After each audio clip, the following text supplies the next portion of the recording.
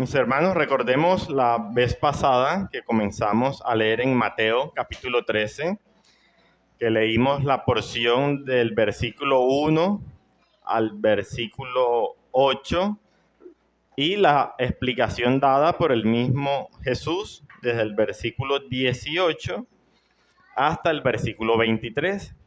Ese día nos quedó una porción sin tratar que dijimos que le íbamos a tratar en la siguiente prédica, que es la porción que nos toca el día de hoy, desde el versículo 10 hasta el versículo 16.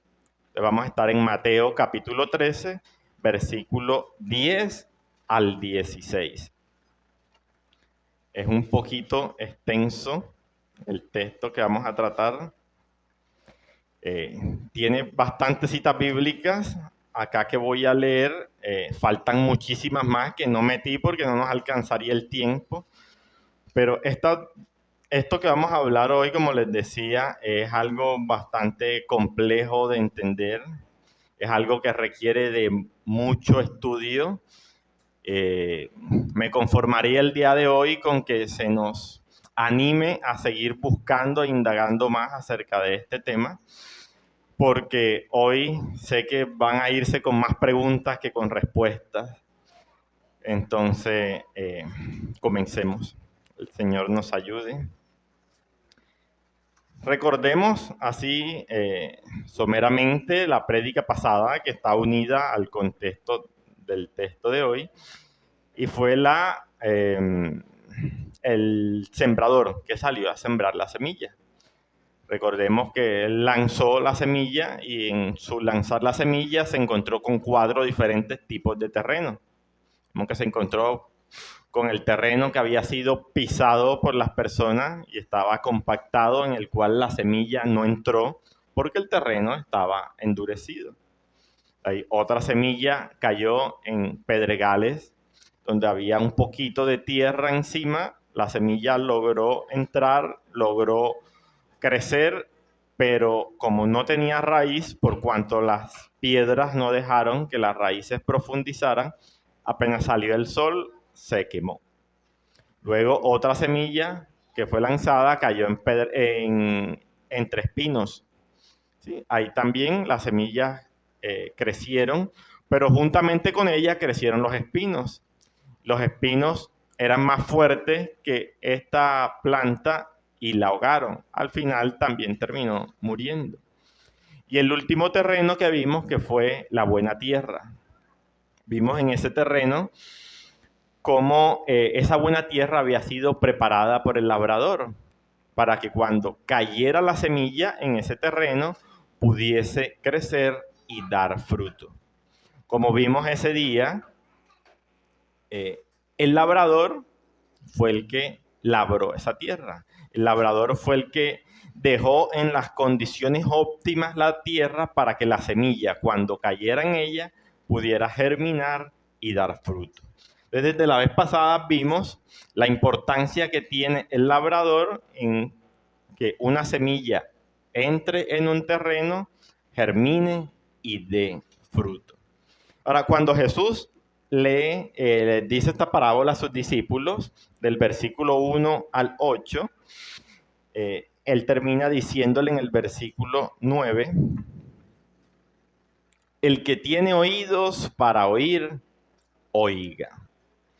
Acá vemos que Jesús les está diciendo que si ellos pueden entender lo que Jesús les ha dicho, que entonces entiendan. Jesús les está diciendo a ellos, en otras palabras, que se necesitaba más que su entendimiento humano para interpretar el significado real de lo que Él les decía en esa parábola. Los oídos de los que Jesús está hablando aquí, el que tiene oídos para oír, oiga, son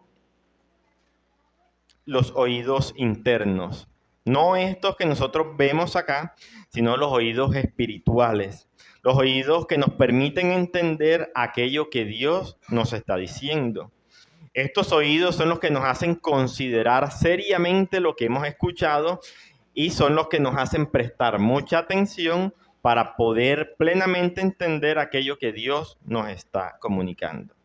Esta frase Jesús la usaba mucho cuando él iba a decir algo muy importante y quería llamar la atención de sus oyentes a aquello que él iba a decir para poder despertarles así ese deseo, perdón, por entender lo que él les estaba diciendo. Esta frase motivaba y vemos como ejemplo en los discípulos, aquellos discípulos que estaban comprometidos y deseosos en conocerle, si no estaban entendiendo lo que Jesús les decía, los motivaba a que le preguntaran, qué fue lo que vimos que hicieron los discípulos aquí en este caso. Ellos le dijeron, maestro, explícanos la parábola porque no la entendemos. Ahora, en el versículo 10, que es donde ya vamos a entrar a partir de ahora, dice, leo en favor de ustedes. Entonces, acercándose los discípulos, le dijeron, ¿por qué les hablas por parábolas? Él respondiendo les dijo, porque a vosotros os es dado saber los misterios del reino de los cielos, mas a ellos no les es dado.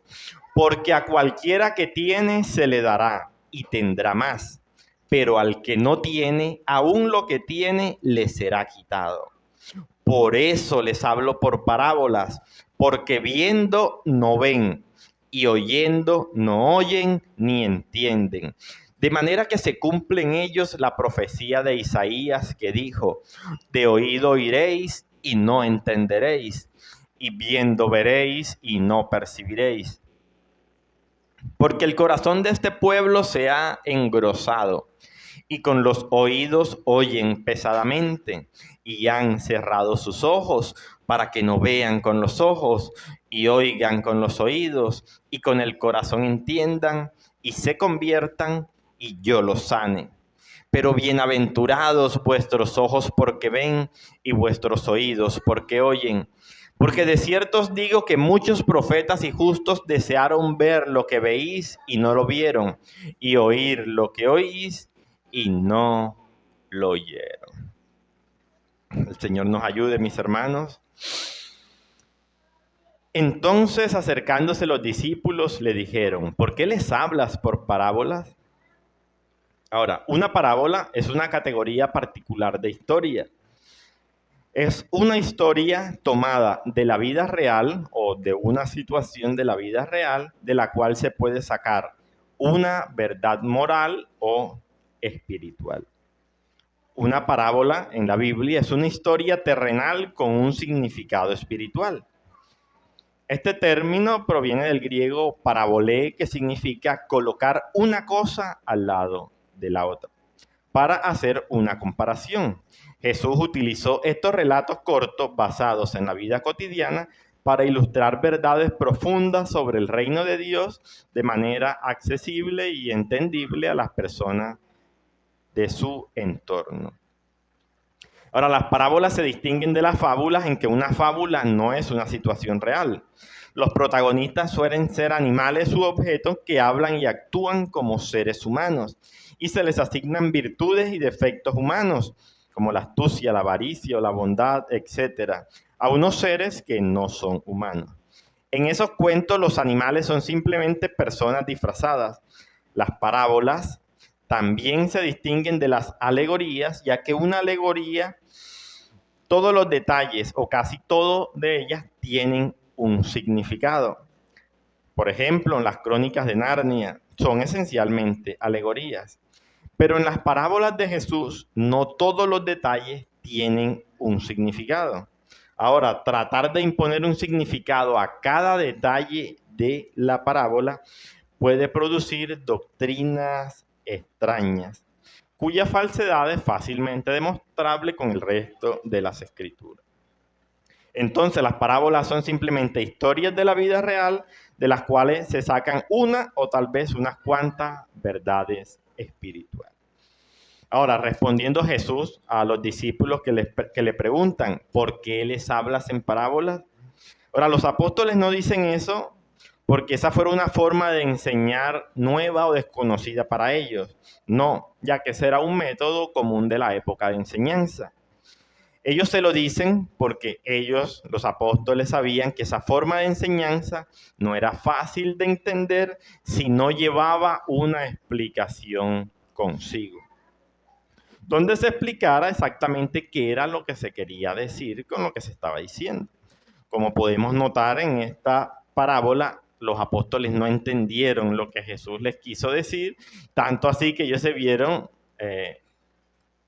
en la necesidad de decirle a Jesús, Jesús, explícanos la parábola, porque no entendemos nada de ella. Versículo 11, él respondiendo les dijo, porque a vosotros os es dado saber los misterios del reino de los cielos, mas a ellos no les es dado. Y aquí comienza el problema. Aquí comienza la complicación. Lucas 8:10, ese mismo versículo, esa misma parábola, pero dada por Lucas, dice, y él dijo, a vosotros os es dado conocer los misterios del reino de Dios, pero a los otros por parábolas, para que viendo no vean y oyendo no entiendan. Jesús les respondió aquí y les dijo que el propósito de hablarles por parábolas era para ocultar la enseñanza a unas personas y para revelársela a otras personas. Aquellos que lo recibían a él como el Mesías, personas con un corazón sincero y con un sincero deseo de aprender de él, Jesús les revelaba la enseñanza. Pero a los que lo rechazaban como el Mesías, a quienes eran indiferentes a lo que él decía, aquellos que eran orgullosos o se acercaban solo para criticar lo que Jesús estaba hablando, dice que a ese tipo de personas Jesús no les revelaba lo que estaba diciendo. Solo a los que creen en Jesús y depositan toda su confianza en Él, se les da la capacidad de entender sus enseñanzas y los misterios del reino. A los que Él decide se lo revela y lo hace como un don de la gracia de Dios que fluye de su sola voluntad y placer soberano. Y este favor solo lo reciben aquellos que creen en Él, aquellos que hacen parte de sus ovejas, es decir, aquellos que son su pueblo escogido por gracia. En Mateo 11, 25 al 27 dice, en aquel tiempo respondiendo Jesús dijo, te alabo, Padre, Señor del cielo y de la tierra, porque escondiste estas cosas de los sabios y de los entendidos y las revelaste a los niños. Sí, Padre, porque así te agradó. Todas las cosas me fueron entregadas por mi Padre, y nadie conoce al Hijo sino el Padre, ni al Padre conoce a alguno sino el Hijo y aquel a quien el Hijo lo quiera revelar. En Juan 6:37, 44 y 65 dice, todo lo que el Padre me da, vendrá a mí, y al que a mí viene, no le echo fuera. Ninguno puede venir a mí si el Padre que me envió no le trajere, y yo le resucitaré en el día postrero. Y dijo, versículo 65, por eso os he dicho que ninguno puede venir a mí si no le fuere dado del Padre. En 1 Corintios capítulo 2, versículo 9 dice, antes bien, como está escrito, cosas que ojo no vio, ni oído yo, ni han subido en corazón de hombre, son las que Dios ha preparado a los que le aman. Pero Dios nos las reveló a nosotros por el Espíritu, porque el Espíritu todo lo escudriña, aún lo profundo de Dios. Porque ¿quién de los hombres sabe las cosas del hombre sino el espíritu del hombre que está en él? Así tampoco nadie conoció las cosas de Dios sino el espíritu de Dios. Y nosotros no hemos recibido el espíritu del mundo sino el espíritu que proviene de Dios para que sepamos lo que Dios nos ha concedido. lo cual también hablamos no con palabras enseñadas por sabiduría humana, sino con las que enseña el Espíritu, acomodando lo espiritual a lo espiritual. Pero el hombre natural no percibe las cosas que son del Espíritu de Dios, porque para él son locura y no las puede entender porque se han de discernir espiritualmente. Acá vemos en versículo 11 la respuesta que Jesús da. Les dijo, porque a vosotros os es dado saber los misterios del reino de los cielos, mas a ellos no les es dado. Vemos ahí que ahí hay una diferencia entre dos grupos de personas. Un grupo de personas a los que Jesús les revela y a otras personas a los que Jesús le oculta. Estas personas que van a Jesús con un corazón sincero, con el deseo de conocerle y de obedecerle, Jesús les muestra su palabra. Pero aquellos que van, como leímos, con cualquier otra motivación que no sea de reconocer a Jesús como su Dios y de obedecerle, esa palabra de Dios les será oculta a ellos. Marcos, hablando también de lo mismo, dice, a vosotros os es dado saber, Marcos 4:11, el misterio del reino de Dios, mas a los que están fuera, por parábolas, todas las cosas. Ahí vemos que él dice algo, a los que están fuera. La pregunta ahí que nos podríamos hacer es, ¿están fuera de qué? Mas a los que están fuera, por parábolas, todas las cosas, para que viendo, vean y no perciban, y oyendo oigan y no entiendan. Y escuchen la última parte, para que no se conviertan y les sean perdonados los pecados. Ahora, más a los que están fuera. ¿Fuera de qué? Viendo el contexto de lo que estamos hablando, tendríamos que decir que a los que están fuera del pueblo de Dios. Aquellos que no lo reconocen a Jesús como su Salvador, estas personas están fuera del pueblo de Dios, están fuera del pacto de Dios, están fuera del grupo de los escogidos de Dios o fuera del rebaño de las ovejas de Dios. Estas personas se han negado, como vamos a ver más adelante, lo que Jesús explica, estas personas se han negado constantemente a reconocer a Jesús como Dios y como su Salvador. Les es dado, dice, porque a vosotros os es dado. Ahora, es dado, ese es dado de parte de Dios, es dado por gracia.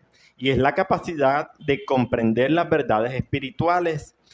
Siempre que una persona entiende las verdades espirituales de Dios, es porque en esa persona está obrando la gracia de Dios. La gracia de Dios es la que nos capacita a nosotros para poder entender y conocer a Dios. Como vimos en 1 Corintios 2, ahora que lo leímos, dice que Dios nos la reveló a nosotros por el Espíritu, porque el Espíritu todo lo escudriña. Dice, porque ¿quién de los hombres sabe las cosas del hombre sino el Espíritu del hombre que está en él? Así tampoco nadie conoció las cosas de Dios sino por el Espíritu de Dios. Si nosotros queremos conocer a Dios, necesitamos de su Espíritu para poder conocerlo. Ahora, en el 13 del mismo Corintio dice, lo cual también hablamos no con palabras enseñadas por sabiduría humana, sino con las que enseña el Espíritu. Como les decía ahorita, son muchos los pasajes bíblicos que tenemos que respaldan estas enseñanzas, pero no podemos tratarlos todos por cuestión de tiempo. Pero ahí también nos dice algo Jesús y Él nos habla de misterios. Dice, cuando en la Biblia nos habla de misterio, hace referencia a la revelación de algo que anteriormente estaba oculto y que era desconocido por las personas al no haber sido explicado por Dios. En las enseñanzas del Nuevo Testamento podemos ver cómo, al hablarnos de misterios, nos dice que son explicaciones de verdades divinas que fueron dadas en el Antiguo Testamento, pero que no fueron reveladas o explicadas a ellos en el Antiguo Testamento, pero que ahora en el Nuevo Testamento Dios las explica correcta y claramente. Ahora, en este caso, de la parábola que estamos hablando ahora, los misterios de los que Jesús está hablando aquí son las enseñanzas que tienen relación con el reino de los cielos. Recordemos que ese es el tema de la parábola del sembrador, el reino de los cielos. Entonces, ese misterio del que Jesús está hablando acá está haciendo referencia, en este caso, al reino de los cielos y cómo Jesús nos está explicando acerca de eso. Recordemos en la vez pasada que vimos en Mateo, que del capítulo 5 al 7 nos habla de la ética del reino de Dios. Del capítulo 8 al 12 nos habla de los milagros que demuestran el poder de ese reino de Dios. Y en el capítulo 13, que fue donde entramos, nos muestra el origen del reino de Dios. Y vemos cómo en este capítulo 13, las parábolas que siguen, comenzamos con la parábola del sembrador, que es el origen del reino, pero después sigue la del trigo y la cizaña, la semilla de mostaza y la de levadura, que nos habla de Satanás queriendo frustrar el crecimiento del reino de los cielos, y el tesoro de gran precio y la perla escondida, que nos habla de la actitud de los que buscan el reino de los cielos a pesar de las artimañas de Satanás. Vemos cómo el tema acá es el reino de los cielos y cómo Jesús nos habla y nos revela acerca de ese misterio del reino de los cielos. Él nos dice que el reino de los cielos es semejante o a qué lo compara. Y ahí comienza con el sembrador. Ahí nos habla de cómo se ingresa a ese reino de los cielos. El misterio es algo que hubiera permanecido oculto, sin saberse de no haber sido revelado por Dios. Son misterios porque no pueden ser percibidos por la mente humana sin la ayuda externa de Dios. Si Dios mismo no hubiese explicado al ser humano cómo entrar a su reino, ninguno de nosotros hubiese podido adivinar, por decirlo de alguna forma, cómo podíamos entrar al reino de los cielos. Porque no está en nuestra capacidad saber o entender esas cosas. Dios tenía que revelárnoslas para que nosotros pudiéramos saberlo. Ahora, versículo 12. Dice, porque a cualquiera que tiene se le dará y tendrá más, pero al que no tiene, aún lo que tiene le será quitado. Al que tiene. Porque a cualquiera que tiene se le dará. ¿Qué tiene esta persona? ¿Y qué se le va a dar? Sería una pregunta que podríamos hacer, ¿no? Porque a cualquiera que tiene se le dará. ¿Qué tiene esta persona y qué se le va a dar? Al que tiene la gracia implantada por Dios, al que tiene un conocimiento salvador en Cristo, al que tiene un entendimiento de las doctrinas del Evangelio, al que tiene una fe salvadora, al que cree en Jesús como su único y suficiente Salvador, a esa persona se le dará más gracia, recibirá más conocimiento de Cristo y de Cristo. El Espíritu Santo lo guiará a toda verdad. Tendrá más y más luz para conocer a Dios y para entender su palabra y así poder obedecerla. Él será lleno de toda la plenitud de Dios hasta llegar a la estatura de la plenitud de Cristo. Esta frase también nos enseña que hablando espiritualmente es imposible estancarse. Una persona crece o decrece, gana o pierde, avanza o se retrasa. Por eso la Biblia nos dice que el verdadero cristiano es aquel que no retrocede para perdición, sino que persevera para salvación.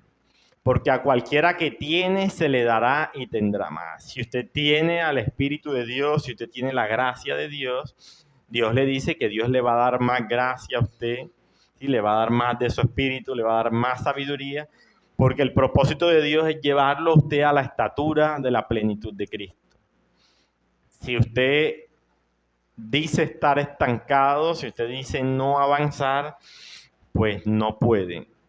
En ese caso estaría decreciendo, porque no puede una persona estancarse. Porque aquí Jesús dice que al que tiene se le da, y se le da más. Pero al que no tiene, ¿qué dice? Se le quita lo que tiene. Más adelante se extiende esto un poquito más, se explica, pero vemos que Jesús nos habla de dos cosas o de dos caminos. Al que tiene se le va a dar más, sí o sí se le va a dar más. Y al que no tiene, no se le va a dar, sino que se le va a quitar lo poquito que tiene.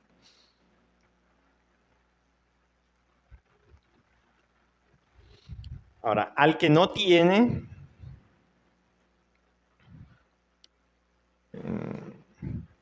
pero al que no tiene la gracia implantada de Dios, al que no tiene un conocimiento salvador de Cristo, al que no tiene un entendimiento de las doctrinas del Evangelio salvador en Cristo, ni acepta como preciosas las buenas nuevas de salvación por Cristo, como dice Lucas 8:18, aún lo que piensa tener se le quitará.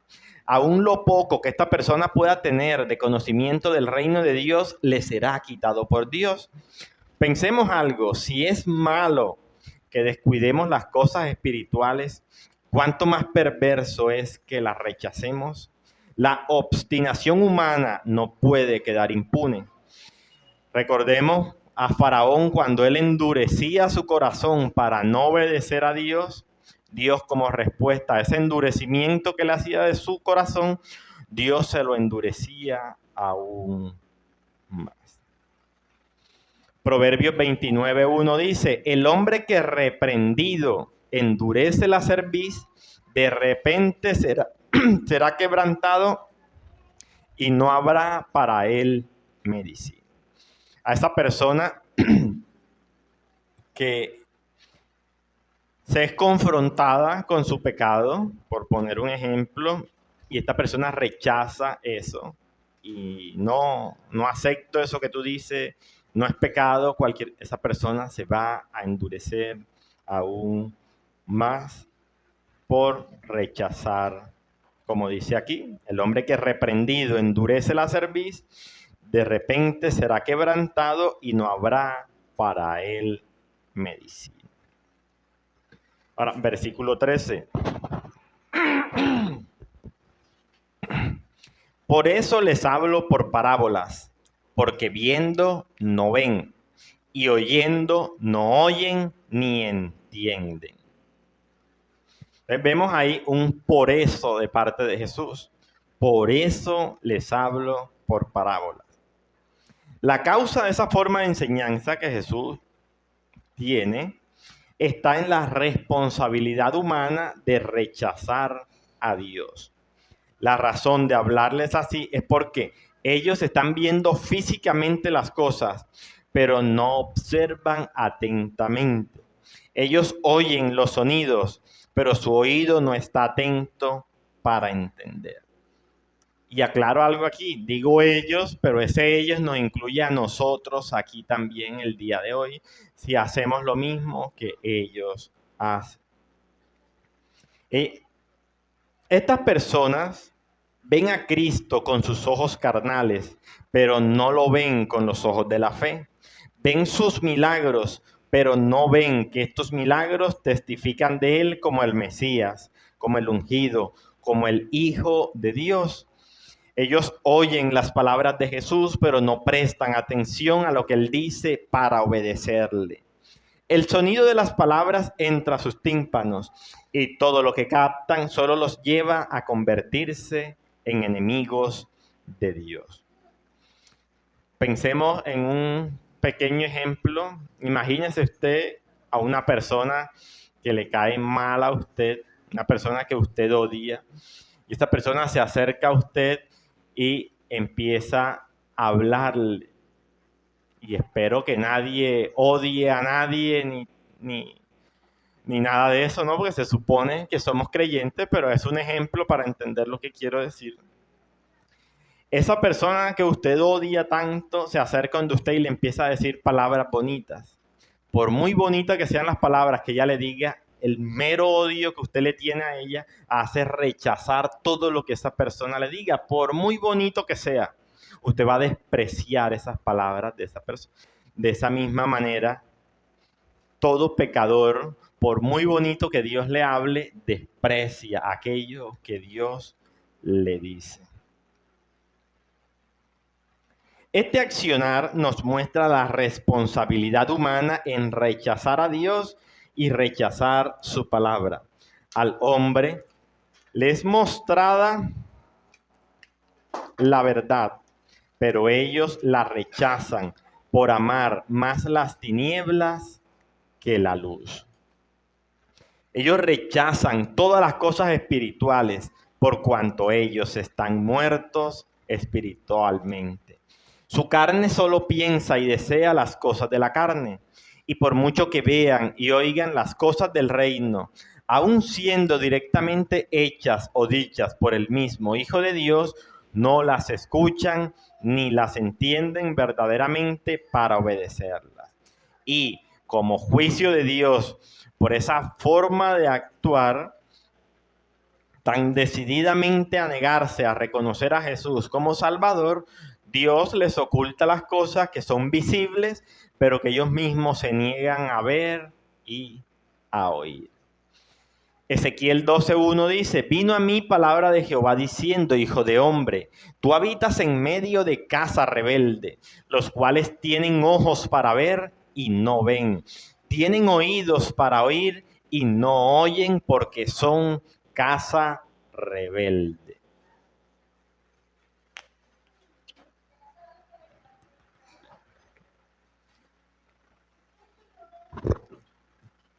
Ahora, esto nos lleva, hago un paréntesis aquí de el tema de los versículos que llevamos de Mateo 13. Un pequeño paréntesis, como les decía, vamos a hablar de algunas cositas que les pueden generar mucho más preguntas que respuestas. Y la intención con esto es que se motiven a buscar, a leer, a comprender mejor esto que vamos a hablar acá, porque no es fácil de entender. Ahora, vemos esta rebeldía del ser humano que tiene relación con varios temas. Y uno de ellos es la incapacidad total del ser humano. Ahorita leímos en Juan 6, ahora lo volvemos a leer. Pero en Juan 5, 39 y 40 dice: escudriñad las escrituras, porque a vosotros os parece que en ellas tenéis la vida eterna. Y ellas son las que dan testimonio de mí, y no queréis venir a mí para que tengáis vida. Sabemos que Jesús les dice que ellos no quieren venir a Él para recibir vida. En Juan 6, 44, que ahorita lo leímos, dice: ninguno puede venir a mí si el Padre que me envió no le trajere, y yo le resucitaré en el día postrero. Y dijo, versículo 65, por eso os he dicho que ninguno puede venir a mí si no le fuere dado del Padre. Romanos 8:7 dice: por cuanto los designios de la carne son enemistad contra Dios, porque no se sujetan a la ley de Dios, ni tampoco pueden. Poder. Vean que hemos dicho unas palabras y es: no queréis y no podéis. Efesios 2, 1, 4, 7 dice: y Él os dio vida a vosotros cuando estabais muertos en vuestros delitos y pecados. Versículo 4, pero Dios, que es rico en misericordia por su gran amor con que nos amó, aún estando nosotros muertos en pecados, nos dio vida juntamente con Cristo. Por gracia sois salvos. Y juntamente con Él nos resucitó. Y asimismo nos hizo sentar en los lugares celestiales con Cristo Jesús, para mostrar en los siglos venideros las abundantes riquezas de su gracia en su bondad para con nosotros en Cristo Jesús. Aquí Efesios comienza diciéndonos, y es: Y Él, hablando de Dios, nos dio vida a nosotros cuando estábamos muertos en nuestros delitos y pecados. Nosotros estábamos muertos en nuestros delitos y pecados, y fue Dios quien nos dio vida. Recordemos el pasaje que leímos ahorita de Corintios, que nos dice que la persona natural no puede comprender las cosas de Dios. Dice, porque para él son locura y no las puede entender, porque se han de discernir espiritualmente. ¿Cómo una persona que está muerta espiritualmente puede discernir una palabra que hay que discernirla espiritualmente? No puede, porque está muerta. Esa persona necesita vivificar para poder entender aquello que está hablando. Y ahí es donde Efesios nos dice, y Él os dio vida a vosotros cuando estabais muertos en vuestros delitos y pecados. 5. Y aún estando nosotros muertos en pecado, Dios nos dio vida juntamente con Cristo. Esto, Jeremías 13:23 dice, ¿mudará el etíope su piel y el leopardo sus manchas? Así también, ¿podréis vosotros hacer bien estando habituados a hacer el mal?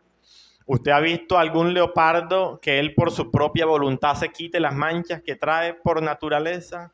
No puede. De la misma forma, el ser humano por su propia voluntad no puede tampoco ni entender ni conocer a Dios. Nosotros no tenemos la capacidad de responder al Evangelio. Estamos muertos espiritualmente. Somos totalmente incapaces de resucitarnos a nosotros mismos de una condición de muerte. Somos totalmente incapaces de darle a nuestros corazones ciegos vista.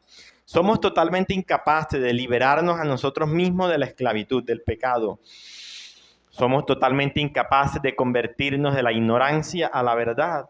Somos totalmente incapaces de dejar de rebelarnos en contra de Dios, de dejar de ser hostiles a su palabra. Ahora, en el caso vemos acá que no podemos, ¿sí? Vimos dos cosas, no podemos y no queremos. En el caso del no podemos, estamos muertos espiritualmente, no podemos hacer nada. ¿O cómo iba a ser Lázaro después de 4 días en la tumba para él decirse a sí mismo, Lázaro, levántate y cobra vida? No, él necesitaba que fuera Jesús quien le dijera, levántate, y que así todo su cuerpo en descomposición obedeciera la orden de Dios de restablecerse todo nuevamente y volver a la vida. Lázaro no podía darse vida a sí mismo. Aunque él lo quisiera así, no podía hacerlo. Era Dios el único que podía hacer eso. Pero en la parte del no queréis, vamos a ver otro paréntesis acá. Y lo vamos a ver como la voluntad del ser humano en su cuádruple estado. ¿Sí? La voluntad del ser humano en su cuádruple estado. Ahora, se entiende en teología que la voluntad del ser humano, o la han dividido en 4 partes, en 4 tiempos. Uno de ellos, el primero, es llamado el estado de inocencia. En ese estado, la voluntad del ser humano podía hacer 2 cosas. La voluntad del ser humano podía irse hacia pecar y hacia no pecar. En el estado de inocencia, la voluntad tenía la capacidad tanto de escoger pecar, que fue lo que hizo, como de escoger no pecar. Esa voluntad en ese estado de inocencia solo la tuvieron Adán y Eva. Esa es la voluntad en su estado de inocencia. Esta era una voluntad libre. El ser humano era plenamente libre para tomar una decisión, sea pecar o sea no pecar. Ahí la voluntad del ser humano no estaba siendo afectada por nada. Era una voluntad libre. Eclesiastés 7:29 dice, he aquí solamente esto he hallado, que Dios hizo al hombre recto, pero ellos buscaron muchas perversiones. ¿Sí? El hombre, al ser creado y hecho a la imagen de Dios, había sido creado moralmente recto. El hombre tenía conocimiento, justicia y santidad que habían sido recibidas pasivamente por Dios al ser una criatura hecha por Dios. Vemos que Génesis 1:28 dice, y los bendijo Dios y les dijo, fructificad y multiplicaos, llenad la tierra, sojuzgadla y señoread en los peces del mar, en las aves de los cielos y en todas las bestias que se mueven sobre la tierra. Y dijo, he aquí os he dado toda planta que da semilla, que está sobre toda la tierra, y todo árbol en que hay fruto y que da semilla, os será para comer.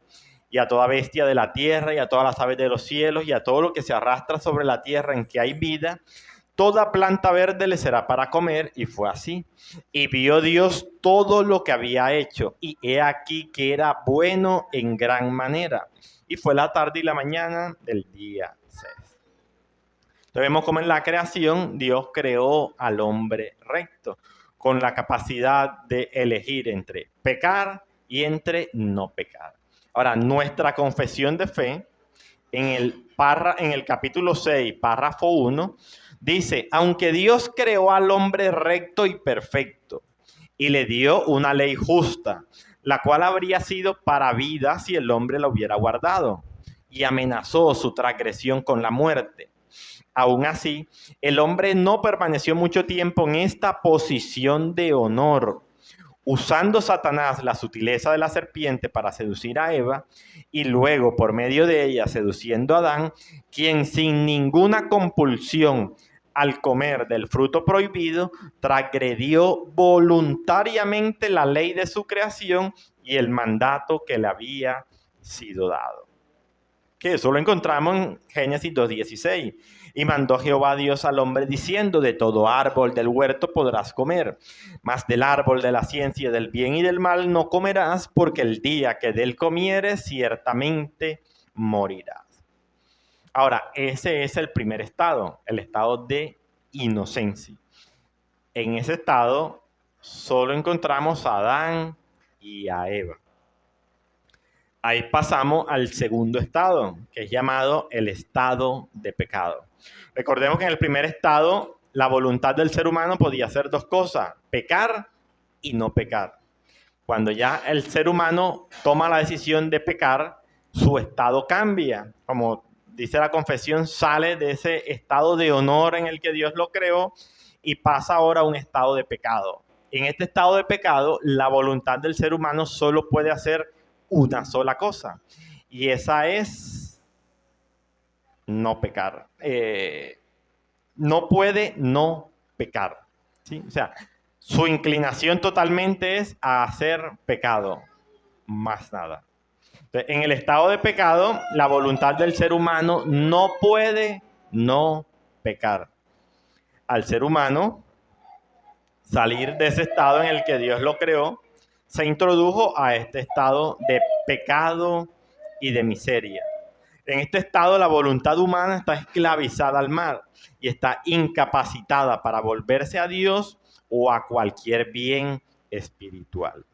La Confesión Bautista, nuevamente en el capítulo 6, pero ahora párrafos 2 al 4, dice, nuestros primeros padres por este pecado cayeron de su justicia original y de su comunión con Dios, y nosotros en ellos, por lo cual la muerte sobrevino a todos, y enteramente corrompidos en todas las facultades y partes del alma y del cuerpo, viniendo a estar todos muertos en pecado, siendo ellos la raíz de todo el género humano, y estando por designio de Dios en lugar y en representación de toda la humanidad, la culpa del pecado fue imputada, y la naturaleza corrompida fue transmitida a toda su posteridad, o sea, a todos nosotros, que descienden de ellos por generación ordinaria, siendo ahora concebidos en pecado, y siendo por naturaleza hijos de ira, esclavos del pecado, estando sujetos a la muerte y a todas las demás miserias espirituales, temporales y eternas, a no ser que el Señor Jesús los libre. Proceden todas las transgresiones actuales de esta corrupción original, por la cual estamos totalmente indispuestos, incapacitados y opuestos a todo bien y enteramente inclinados a todo mal. Ahora, ya aquí comenzamos hablando del estado de pecado, donde el ser humano no puede no pecar. O sea, solo puede pecar en este estado. Ahora, pecado, tanto en el griego como en el hebreo, la palabra usada ahí nos habla de errar o fallar el tiro. ¿Sí? El Catecismo Bautista define pecado como toda falta de conformidad con la ley de Dios o la transgresión de ella. Esta definición que nos da acá, primero, falta de conformidad. O sea, no hacer lo que Dios me manda hacer. No me estoy conformando a lo que Dios me está mandando hacer. O la transgresión. La otra forma de definirlo es transgresión. Y aquí es cuando yo hago lo que Dios prohíbe. Entonces, el catecismo lo define de dos formas. Cuando yo no hago lo que Dios me manda hacer y cuando hago lo que Dios me prohíbe hacer. Ahora, ese errar o fallar el tiro del que nos habla pecado, recordemos nosotros o pensemos, si saben las dianas, unos círculos que tienen otros círculos dentro, donde le tiran flechitas o con arcos para tratar de darle en todo el centro. Bueno, imaginémonos eso, está una diana y usted está tirándole, ¿sí? Su propósito es darle en el blanco, ¿sí? Darle en el centro de la diana. ¿Sí? Cuando usted tira a darle a la diana y la flechita se sale y cae fuera, ahí usted está errando el blanco, usted está fallando ese tiro. Bueno, con eso es comparado el pecado. Cuando usted intenta darle algo y usted falla en aquello que está haciendo. Pero, ¿cuál es la cuestión con nuestro pecado? Que nuestra condición en la que estamos nosotros, segundo estado de pecado, nosotros no, cuando cogemos la flecha para tirarla a la diana está allá, yo la voy a tirar y hago así. ¿Sí? Yo voluntariamente tiro mi flecha hacia otro lado. El ser humano en el estado de pecado no tiene ningún deseo de hacer la voluntad de Dios. No tiene ningún deseo de darle en el blanco, de darle en el centro de la diana, sino que voluntariamente tira hacia el lado contrario de aquello de lo que Dios nos ha dicho o nos ha ordenado. ¿Por qué tenemos nosotros, por qué tiene el ser humano esa inclinación y esa propensión a llevarle la contraria a Dios? Ahí entramos en otro punto, que es el pecado original. ¿Sí? Ahora, cuando hablamos de pecado original, podemos pensar, bueno, estamos hablando del pecado que cometió Adán y Eva. Y hasta cierto punto sí, pero cuando hablamos de pecado original, no estamos hablando específicamente de ese pecado cometido, sino que nos habla es del estado que surge de ese pecado. ¿Sí? Cuando ese pecado es cometido, surge un estado, surge una condición del ser humano en la que, como vimos en el estado de pecado, al salir del estado de inocencia en el que Dios lo creó, se sume en un estado de pecado. Ahora, ese estado de pecado es lo que hablamos como pecado original, que tiene su origen en el pecado de Adán y Eva, sí, pero cuando hablamos de nosotros, que todo ser humano nace con el pecado original dentro de ello, estamos hablando de esa condición, de ese estado de pecado en el que todo ser humano nace y de que lo único que tiene en su corazón es el deseo de practicar el pecado y nada más. Esa condición afecta a todos los descendientes naturales de Adán. Y es por este pecado original que tenemos esta condición de pecado y nacemos en ella. Ahora, esa condición de pecado original en el que todo ser humano nace, es lo que genera lo que se conoce como pecados reales, que son los pecados que cometemos a diario. Tenemos el pecado original, que eso todo ser humano lo trae desde que nace. Recordemos como David dice, he aquí en pecado me concibió mi madre. Desde que somos concebidos en el vientre de nuestra madre, ya ahí nosotros nacemos o fuimos procreados con el pecado original dentro.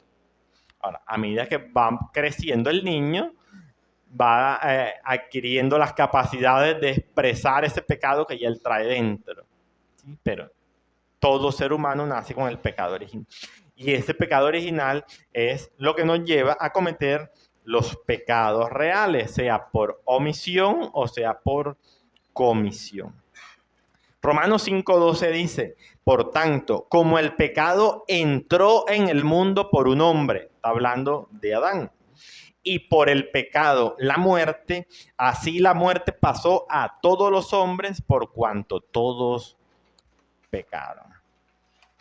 Cuando Adán pecó, ese pecado, que es el pecado original del que estamos hablando, se transmite a todo ser humano que ha nacido después de él.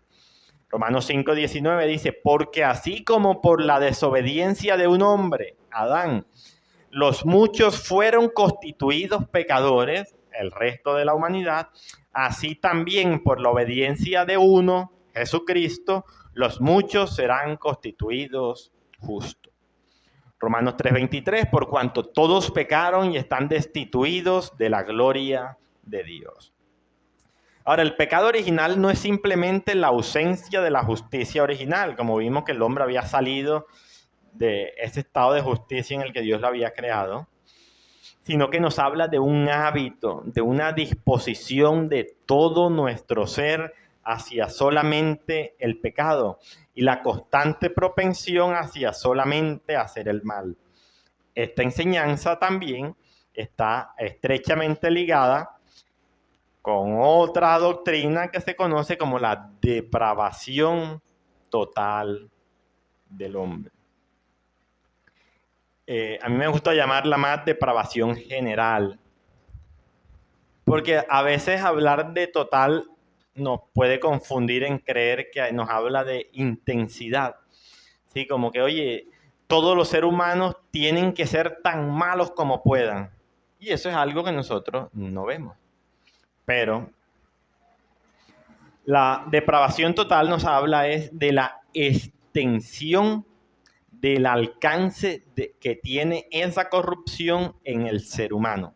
Es decir, de cómo el pecado corrompe cada área y cada parte de la persona y cómo mancha todo lo que hacemos. Entonces, la depravación total no nos dice de que todos los hombres deberían ser tipo Hitler, no, sino que todos los hombres están totalmente corrompidos, no hay nada sano en ellos por cuanto el pecado abarca todo nuestro ser, mente, cuerpo, alma, todo, ¿sí? Todo nuestro ser. Nuestra corrupción es total de todo nuestro ser. Recordemos Génesis 6:5.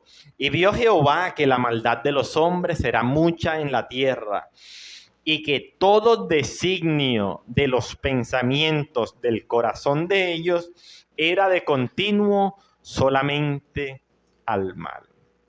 Aquí, esta descripción la vemos antes del diluvio, pero yo creo que si comparamos esa época con la nuestra, esa época le queda en pañales a nuestra época de la maldad y de la depravación del hombre y de cómo todo lo que el ser humano hace, lo hace para el mal.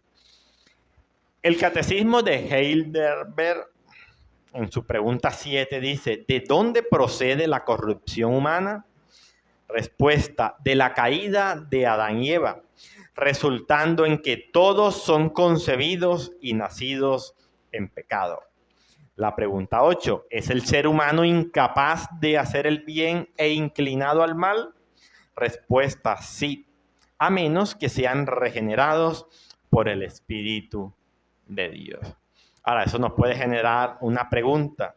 Entonces, ¿eso quiere decir que el ser humano no hace buenas acciones? Aquí los cánones de Dort nos responden esa pregunta. en su encabezado 3, artículo 4, explica las virtudes domésticas y cívicas de los malvados como sigue.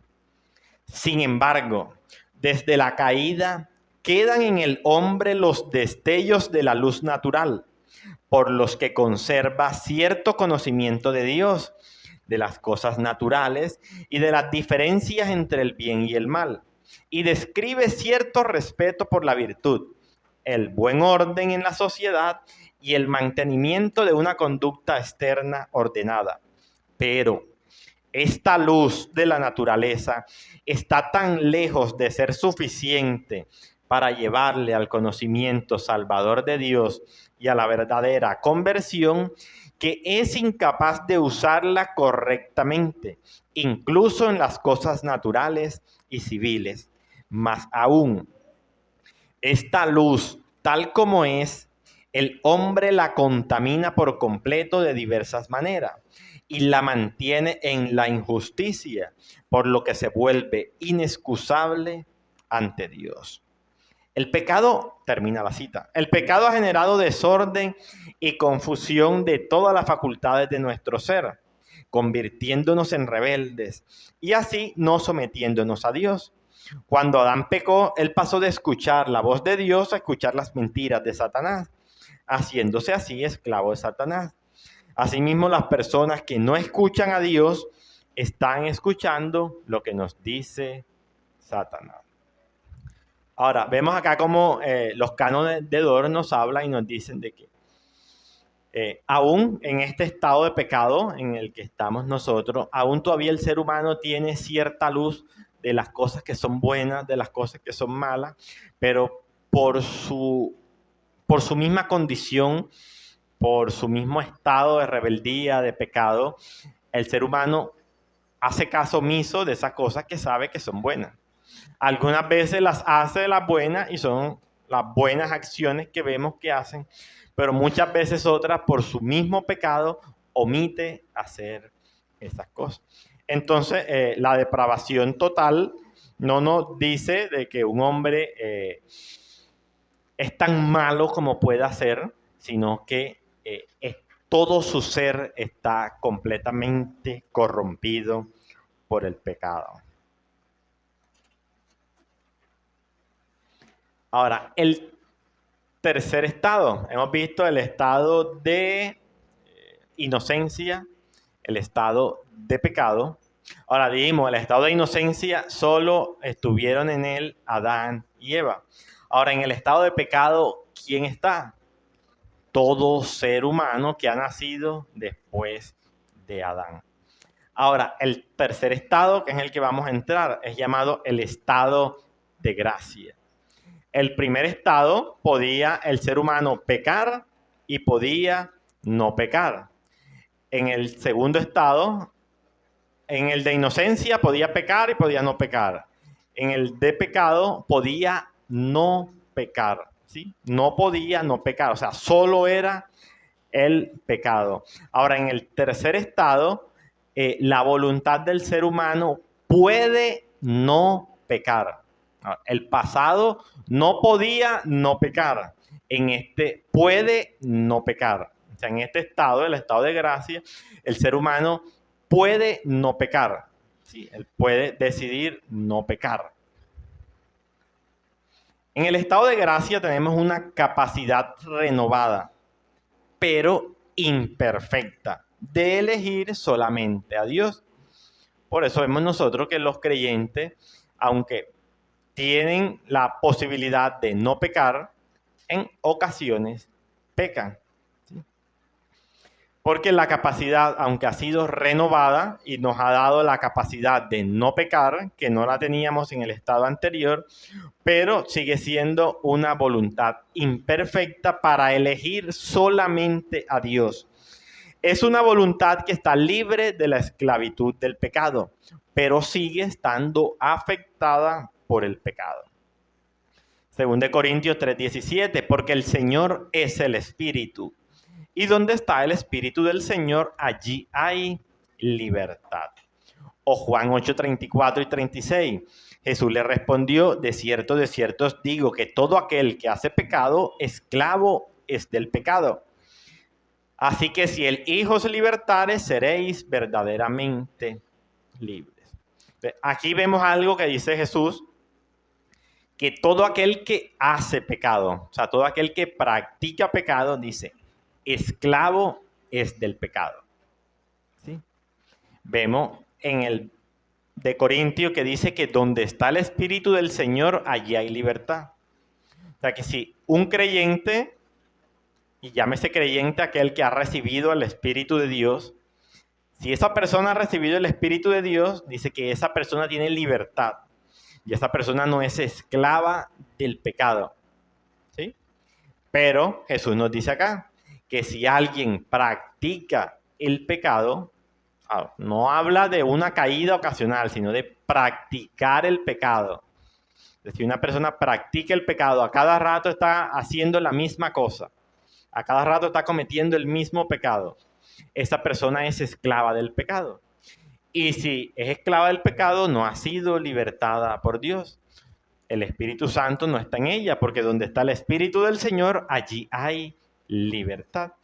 Y él, Jesús, lo confirma en el versículo 36 de Juan 8. Dice, así que si el Hijo os libertare, seréis verdaderamente libres. Así que si somos esclavos todavía de pecado, si practicamos el pecado todavía, examinémonos, porque es una posibilidad de que el Hijo de Dios no nos haya libertado, de que no seamos verdaderos creyentes y de que el Espíritu Santo no está dentro de nosotros. Nuevamente, la Confesión Bautista, capítulo 6, pero ahora el párrafo 5. Dice, esta corrupción de la naturaleza permanece durante esta vida en los que son regenerados. Recordemos, estamos en el estado de gracia.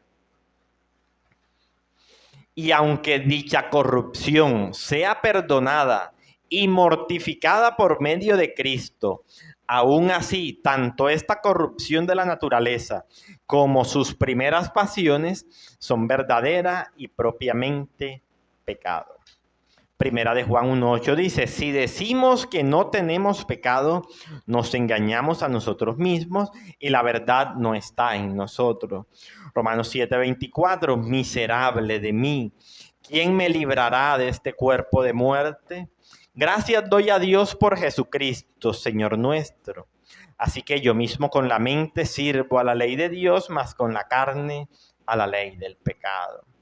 O Gálatas 5:7, porque el deseo de la carne es contra el espíritu y el del espíritu es contra la carne, y estos se oponen entre sí para que no hagáis lo que quisierais.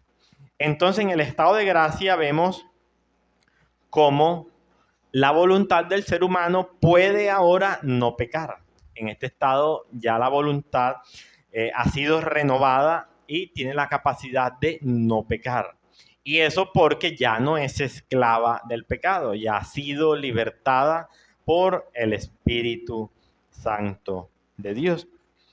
Y el cuarto estado, ahora, en ese estado de gracia, ¿quiénes están?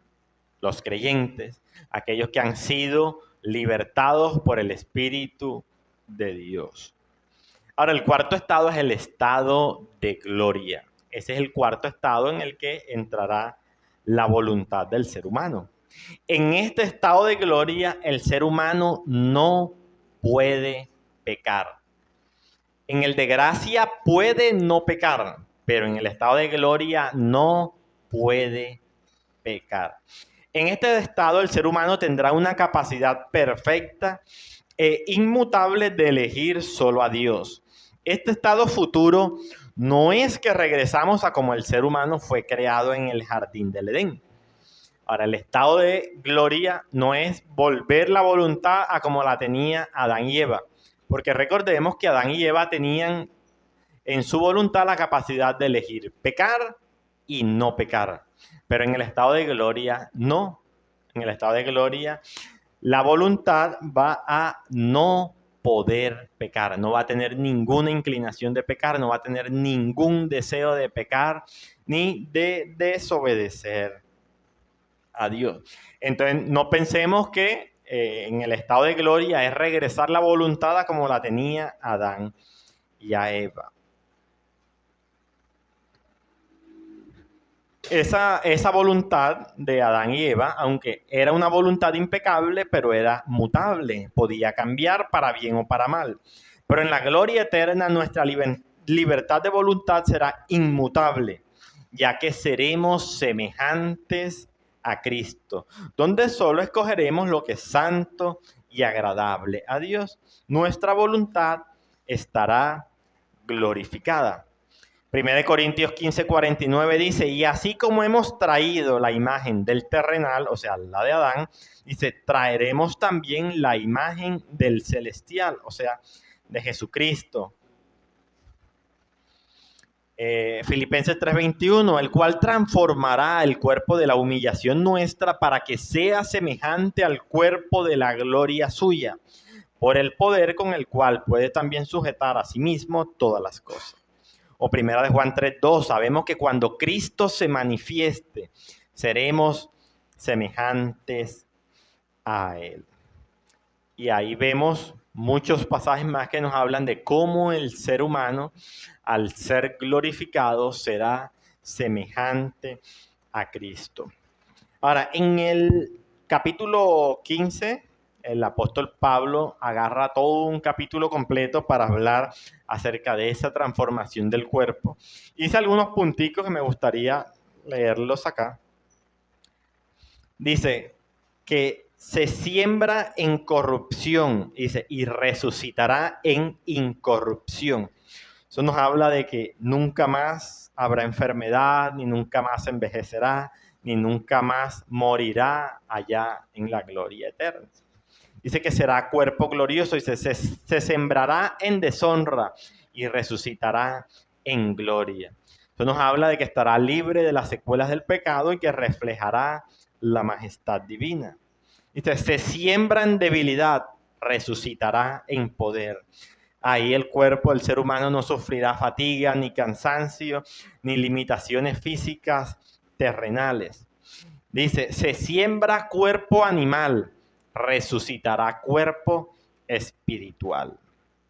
Ahora, aquí cuando dice cuerpo espiritual, no está hablando de que sea un cuerpo invisible, sino que ese cuerpo estará totalmente dominado y guiado por el Espíritu Santo. Ya no tendrá deseos carnales que lo dominen. Ahora, la mayor certeza que tenemos nosotros sobre nuestro futuro es que nuestro cuerpo será exactamente igual al de nuestro Señor Jesucristo resucitado.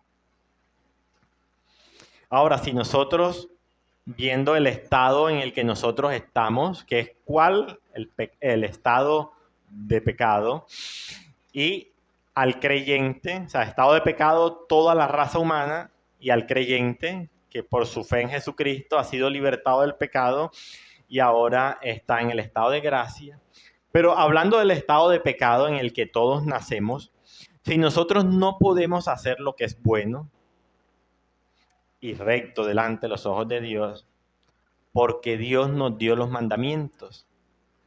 Porque Dios nos dio mandamientos a nosotros y dice que Él nos va a pedir cuentas por ello. Ahora, la ley de Dios no nos fue dada al ser humano para revelar la capacidad que tiene el ser humano de hacer algo. Por el contrario, la ley de Dios o los mandatos de Dios nos demuestran a nosotros, a los seres humanos, la incapacidad que nosotros tenemos para hacer lo que debemos hacer. Y todo esto, este propósito de mostrarnos a nosotros lo incapaces que somos de obedecer a Dios, tiene un propósito. Y ese propósito lo encontramos en... ¿dónde está?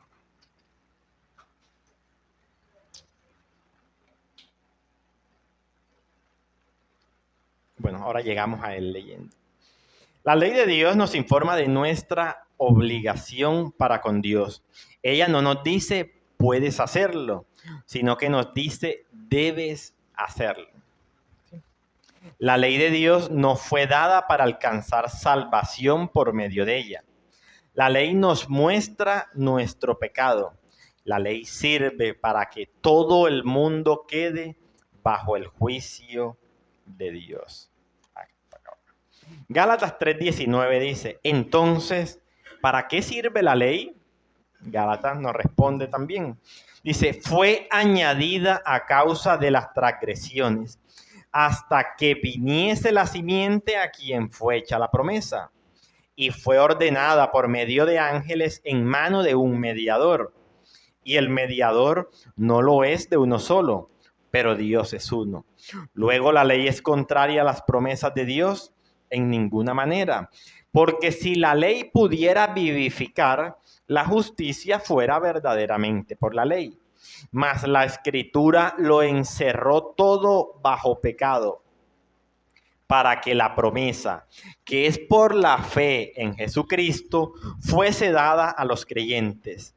Pero antes que viniese la fe, estábamos confinados bajo la ley, encerrados para aquella fe que iba a ser revelada.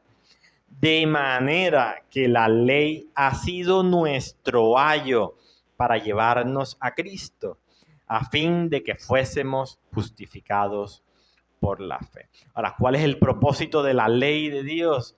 Mostrarnos nuestra incapacidad de hacer lo que Dios nos manda y de obedecerle y llevarnos a el único camino que tenemos nosotros, el cual es Jesucristo. La ley nos debe mostrar a nosotros cuán pecadores, cuán viles somos, cuán despreciables somos a los ojos de Dios por nuestro pecado, pero a la vez nos va a llevar, nos va a conducir a aquel que es el único que nos puede ayudar, aquel que es el único que nos puede salvar, y ese es Jesucristo. Porque todos los que dependen de las obras de la ley están bajo maldición. Pues escrito está, maldito todo aquel que no permaneciera en todas las cosas escritas en el libro de la ley para hacerlas. Y que por la ley ninguno se justifica para con Dios es evidente, porque el justo por la fe vivirá. Gálatas 3:10. Romanos 3:19, pero sabemos que todo lo que la ley dice, lo dice a los que están bajo la ley, para que toda boca se cierre y todo el mundo quede bajo el juicio de Dios, ya que por las obras de la ley ningún ser humano será justificado delante de él, porque por medio de la ley es el conocimiento del pecado. ¿Cómo sabe usted que es pecador? ¿Cómo sabe usted que ha transgredido la ley de Dios? Por los mandamientos. Si no tuviéramos ley, si no tuviéramos mandamientos de Dios, no sabríamos en qué estuviéramos pecando para con Dios. La ley nos muestra a nosotros nuestra condición. Entonces, para el ser humano natural es imposible buscar a Dios, amarle y desearle, porque recordemos que todos nacemos en el estado de pecado, en el que todo va llevándonos hacia el pecado. Toda nuestra voluntad es hacia solamente el mal. Ahora, ¿cómo hace una persona en ese estado?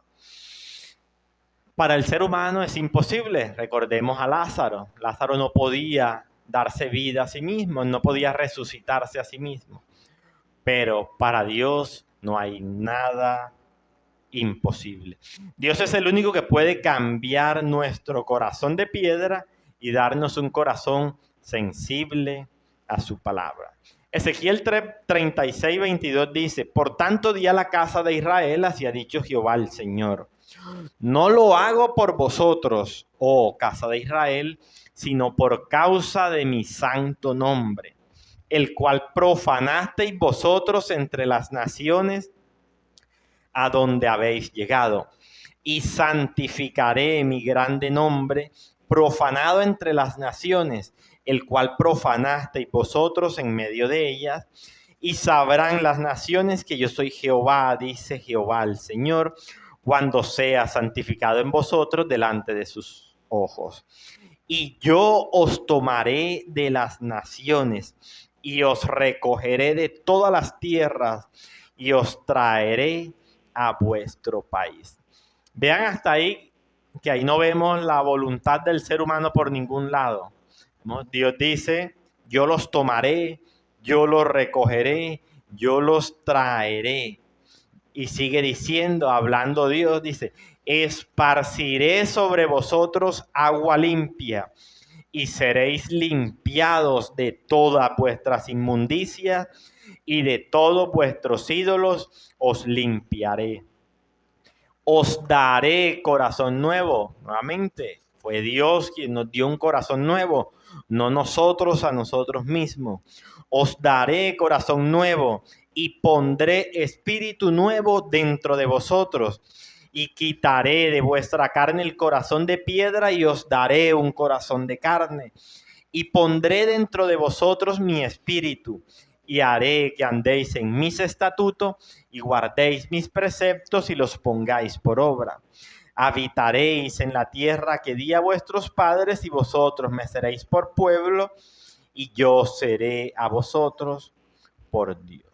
Luego que Dios nos ha cambiado nuestro corazón de piedra por uno de carne y ha dado un espíritu nuevo dentro de vosotros, dice que ahí nosotros andaremos en sus estatutos, guardaremos sus preceptos y los pondremos por obra. Dios es el único que puede, como dice por otro lado, el que comenzó en vosotros la buena obra, la perfeccionará.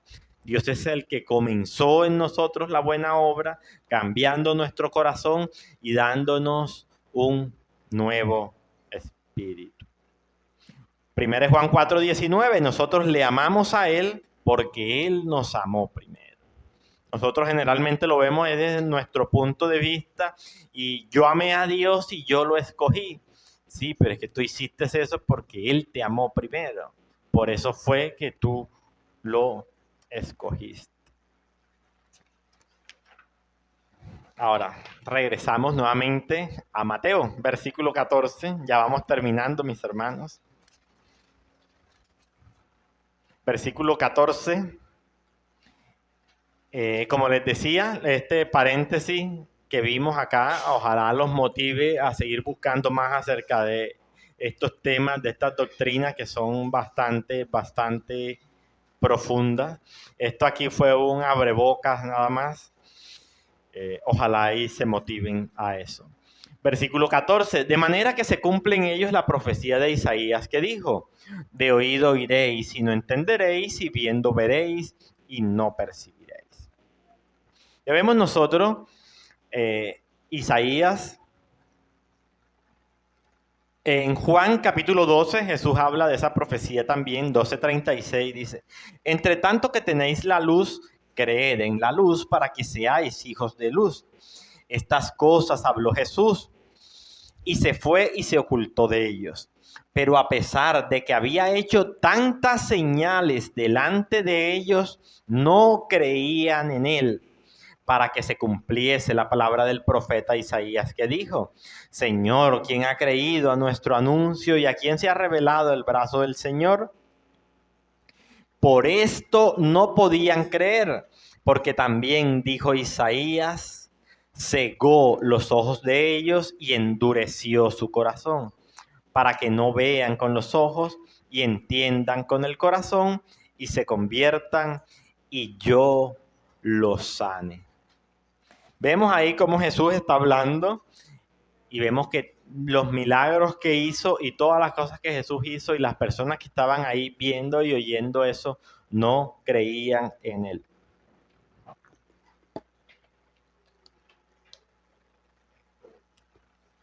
Recordemos lo que decíamos ahorita.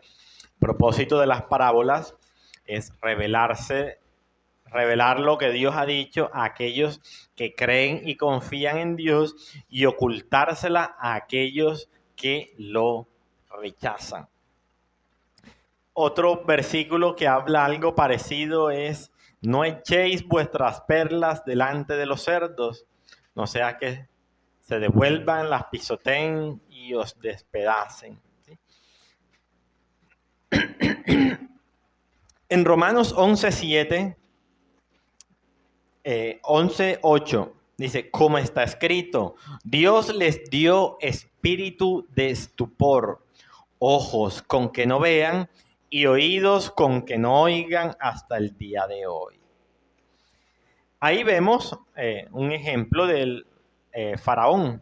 ¿Sí? Recordemos que Faraón, cuando endurecía su corazón, como respuesta a Dios, ¿qué hacía? Le endurecía más su corazón, porque eso era el pago que él merecía por sus acciones.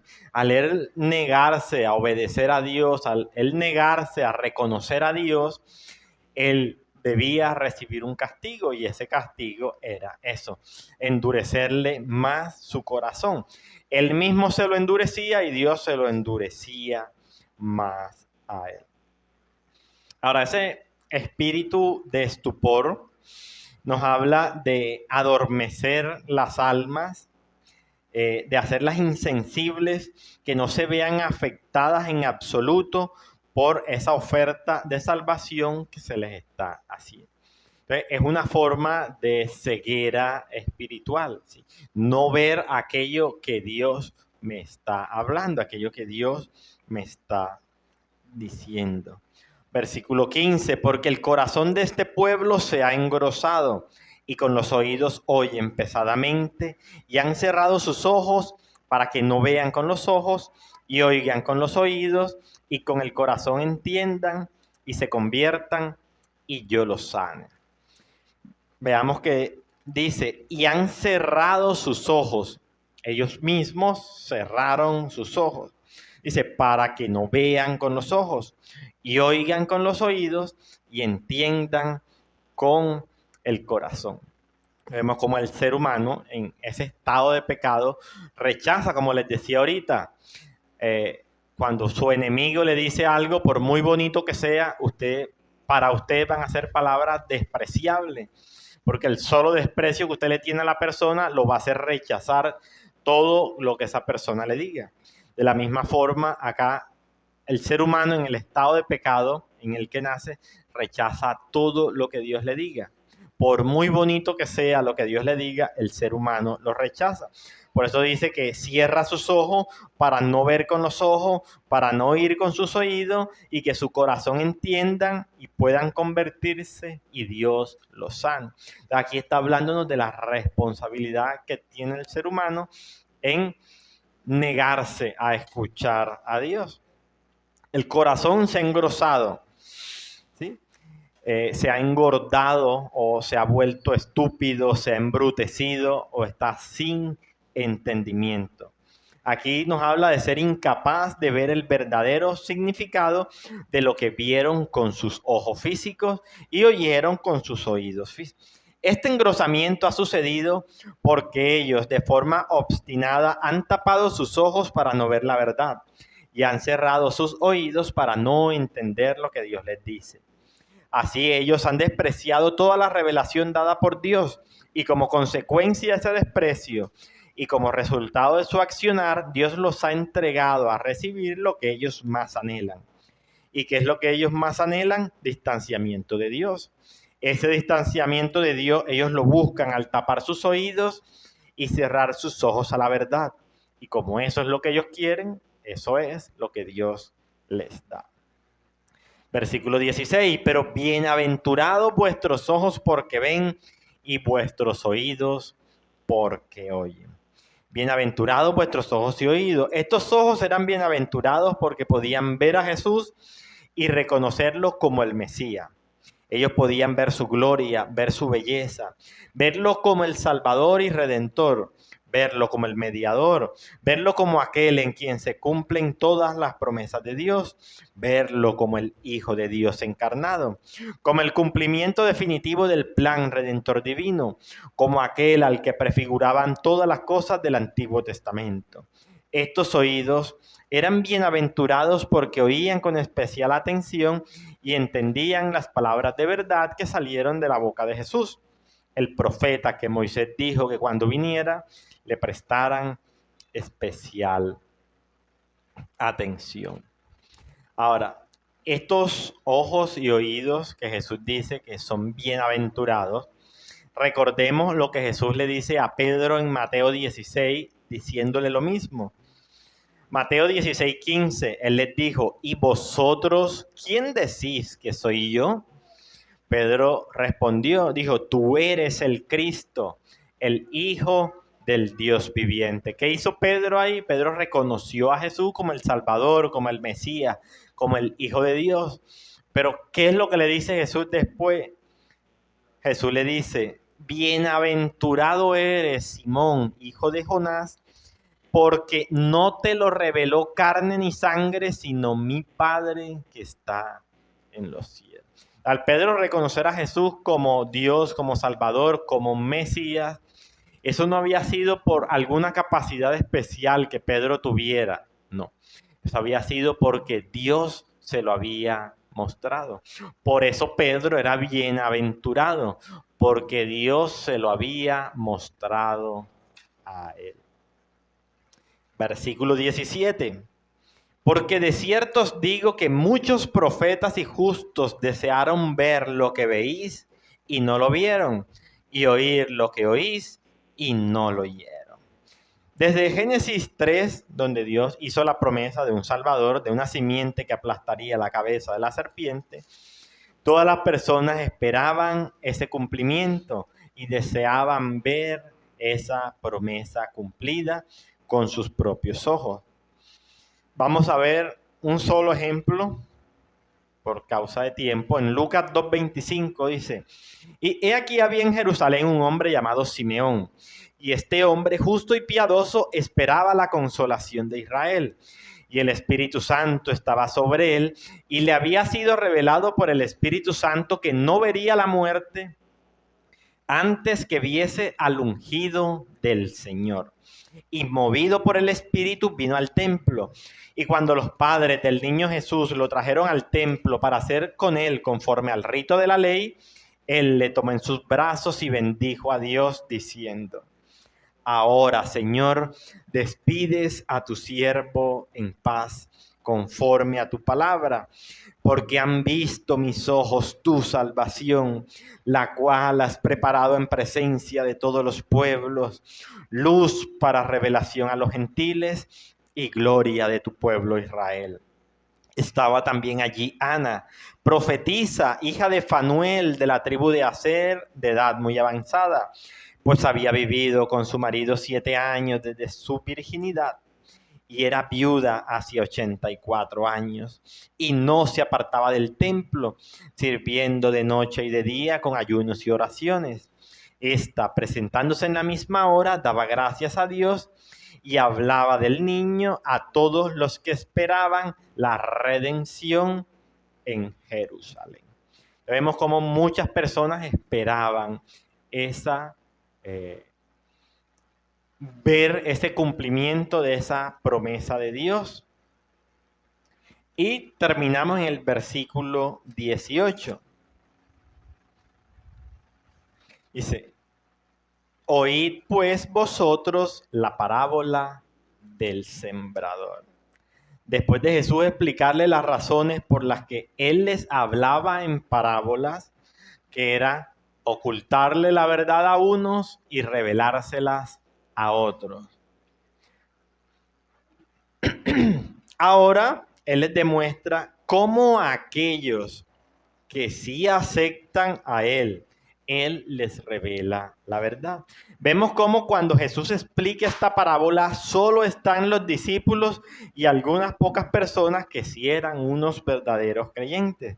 Y solo a ellos Jesús les revela cuál es la interpretación fidedigna de esta parábola, explicándole solo a sus verdaderos discípulos cuál es la enseñanza espiritual que Dios le da a su pueblo. La parábola que vimos la vez pasada es el ejemplo de cómo Jesús les revela a los suyos, a aquellos que creen en Él, la palabra de Dios. Oremos, mis hermanos, amantísimo Dios.